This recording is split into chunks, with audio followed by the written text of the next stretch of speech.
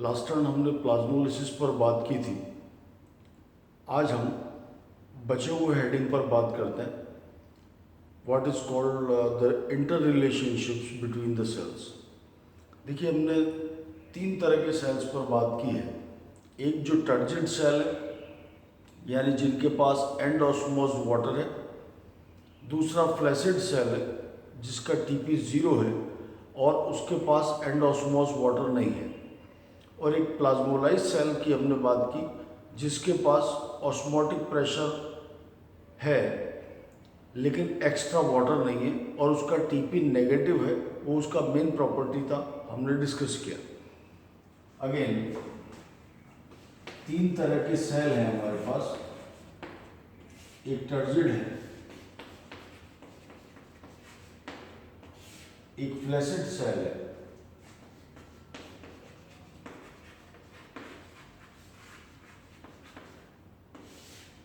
और एक plasmolyse cell. हमने 3 तरह के रिलेशंस टोटल देखे थे, उसमें से 2 यहाँ हमारे काम आएंगे। एक रिलेशन हमने देखा जो हमने कहा DPD equals to OP minus TP.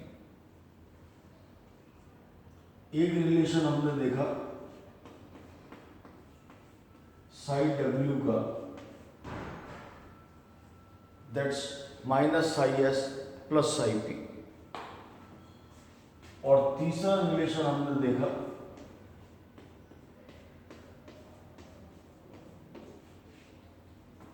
Sai W equals to minus of DPD. इन रिलेशंस के बेस पर अगर इन 3 सेल्स को डिफाइन किया जाए कि इन फॉर्मूला का कंडीशन इन सेल्स पर क्या होगा, हम अलग अलग बात करते हैं। जैसे एक सेल अगर टर्जिड है तो डीपीडी की वैल्यू क्या होगी। यहां डीपीडी का वैल्यू 0 आएगा। Why DPD equals to OP minus TP है।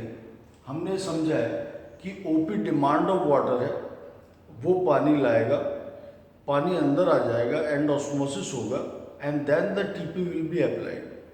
यानी एक्चुअली ओपी जितनी डिमांड क्रिएट करके पानी लेकर आया था उसके अकॉर्डिंग टीपी पुट हो गया। ओपी पानी लाया, एंड ऑस्मोसिस हुआ यानी, और उसके बाद टीपी पुट हुआ तो उतना ही पानी आएगा जितना डब्ल्यूपी अलाउ कर रहा है।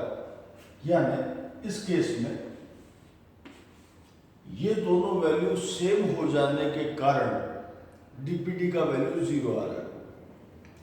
0 डीपीडी होने का मतलब यह है कि अब पानी की जरूरत सेल को नहीं है और एक्स्ट्रा वाटर सेल के अंदर एंटर नहीं कर सकता।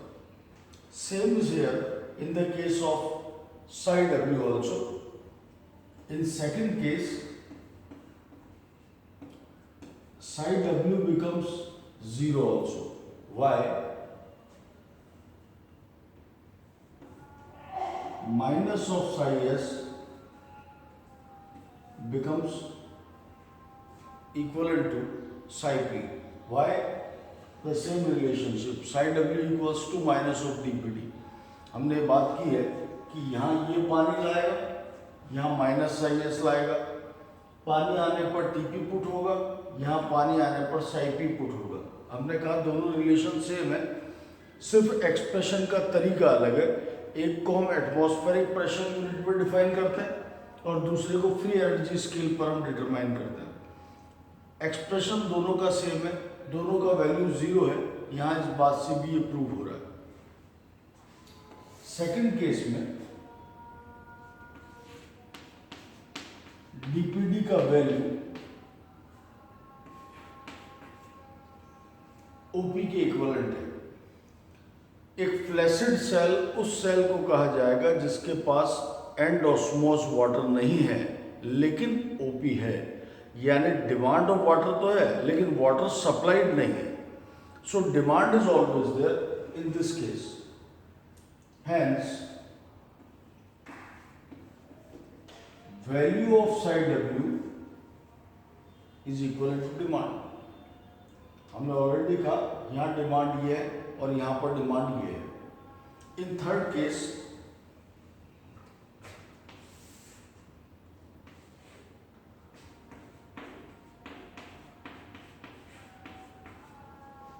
क्योंकि इस सेल ने वाटर लूज किया है, प्लाज्मोलाइज सेल ने, तो एक्स्ट्रा वाटर तो इसके पास भी नहीं है, यानी जैसा फ्लैसिड सेल के पास नहीं है उसके पास भी नहीं है, तो ओपी तो एग्जिस्ट कर रहा है। लेकिन हमने एक और प्रॉपर्टी पढ़ी कि किसी प्लाज्मोलाइज सेल में टीपी नेगेटिव होता है, so the final statement will be OP plus TP for a plasmolized cell. In second case,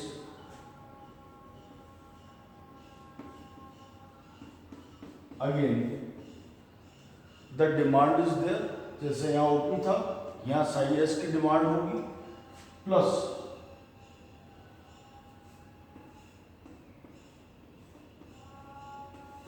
psi P negative होगा, यानी फाइनल वैल्यू जो आएगी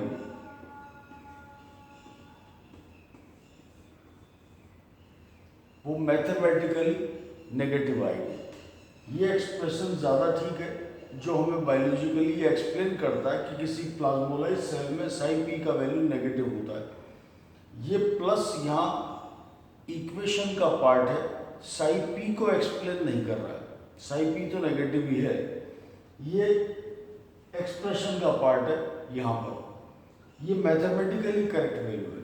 तो ये तीन तरह के रिलेशंस हैं, तीन तरह के सेल्स के लिए, for turgid, flaccid and plasmolyse. Again ये तीनों प्रॉपर्टीज को एक्सप्लेन करते हैं कि टर्जिड सेल के पास अब कोई डिमांड नहीं है, that is proved by zero. Flaccid cell के पास सिर्फ डिमांड है, दैट इज डिमांड। एक प्लाज्मोलाइज सेल के पास डिमांड से ज़्यादा डिमांड बढ़ गया है। नॉर्मल डिमांड जो ओपी के इक्विवेलेंट थी या साई एस के इक्विवेलेंट थी, उसके कंपैरिजन में यहाँ पर डिमांड बढ़ गई है, ओवरऑल नेगेटिविटी यहाँ पर बढ़ गई है, ओवरऑल पॉजिटिविटी डिमांड यहाँ पर डिमांड पॉजिटिविटी यहाँ पर बढ़ गया है। That's the general discussion about osmotic relations of a cell. Now हम फाइनल टॉपिक की तरफ प्रोसीड करें जो वाटर रिलेशंस का है।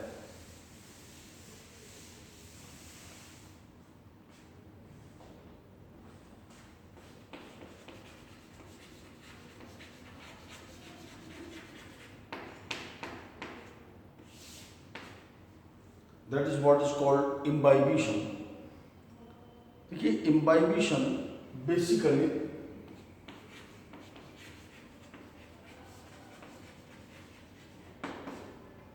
एड्जॉर्प्शन है, लेकिन इसमें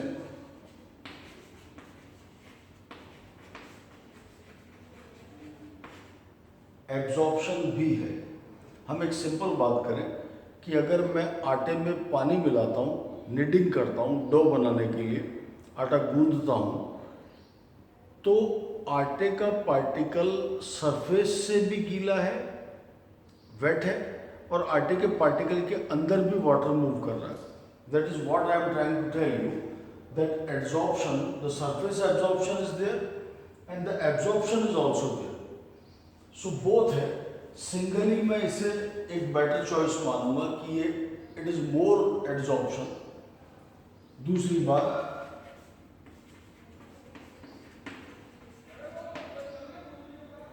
ये कौन करेगा? ये कॉलॉइड्स करेंगे। किसका किसका एब्जॉर्प्शन और किसका एब्जॉर्प्शन हो रहा है?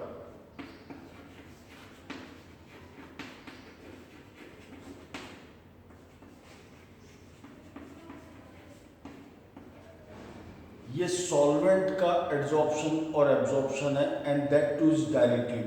डायरेक्टली कहने का मतलब ये है कि यहाँ किसी सॉल्यूशन के बनने की जरूरत नहीं है, ये प्रोसेस डायरेक्टली सॉल्वेंट पर अप्लाई हो सकता है। So absorption and absorption of solvent directly by the colloids is called as imbibition. यहाँ पर इस प्रोसेस के लिए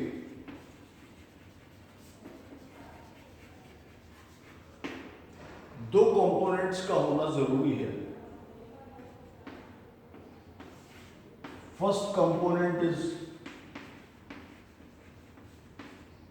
imbibement, that is who is performing. Imbibement का मतलब है imbibition करने वाला, that is colloids.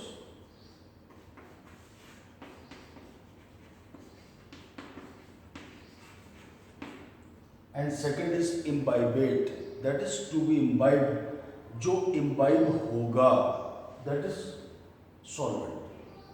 तो दो कंपोनेंट्स का होना इस प्रोसेस के लिए जरूरी है.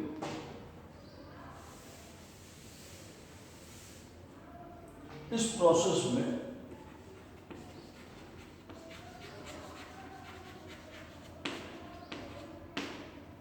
दो नेसेसरी कंडीशन भी हैं. जैसा हमने कहा दो कंपोनेंट हैं, दो नेसेसरी कंडीशंस भी यहां पर अप्लाइड होंगी. Like condition 1,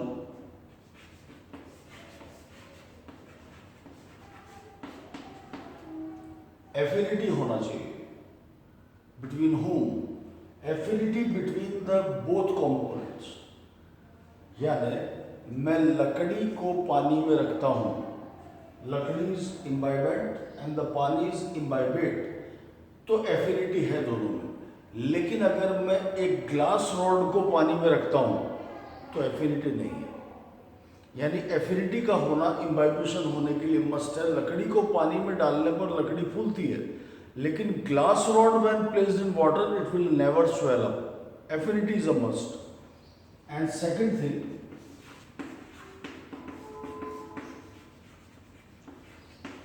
the difference of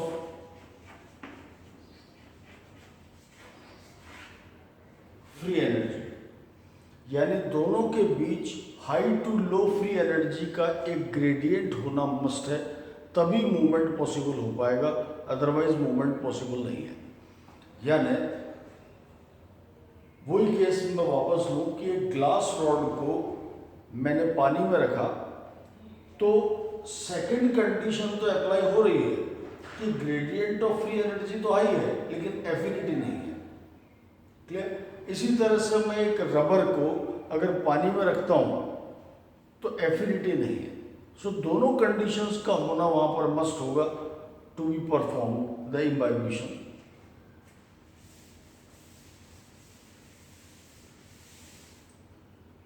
यहां पर हम एक सिंपल एग्जांपल से समझें. बरसात के तुरंत बाद अगर हम किसी लकड़ी के भीगे हुए दरवाजे के पास या खिड़की के पास या लकड़ी के टुकड़े के पास आप हाथ ले जाएं, हल्का सा वार्मथ फील होगा, हल्की सी गर्माहट फील होगी. किसी डामर की बनी हुई सड़क पर जब आप चलेंगे या मिट्टी पर जब आप चलेंगे बरसात के तुरंत बाद, तो हीट निकलता हुआ महसूस होता है. या जब आटा लगाया जाता है, नीडिंग किया जाता है डो बनाने के लिए, तो जब आप पानी मिलाते हैं उसमें और उंगली फिराएंगे, उसमें उंगली चलाएंगे, तो उंगलियों पर एक हल्का सा वार्मथ फील होगा. This warmth is what is called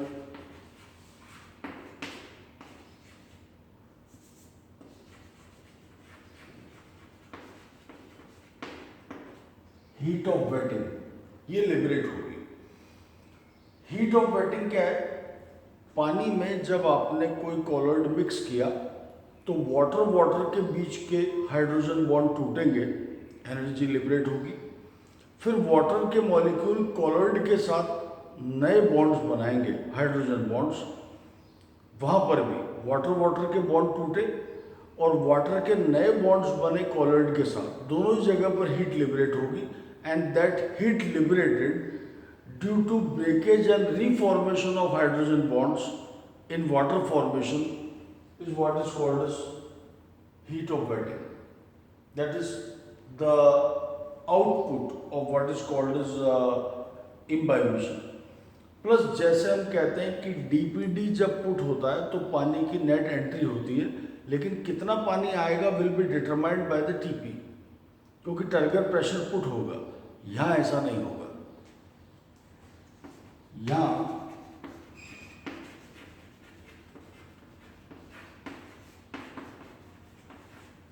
सिर्फ पानी की डिमांड है. उसे रोकने वाला कोई प्रेशर नहीं है। यानी आप लकड़ी को पानी में रखिए, वो फूलती जाएगी और एक दिन लकड़ी के टुकड़े हो जाएंगे। कोई डीलिमिटिंग प्रेशर यहाँ पर नहीं है। So it is demand only demand, यानी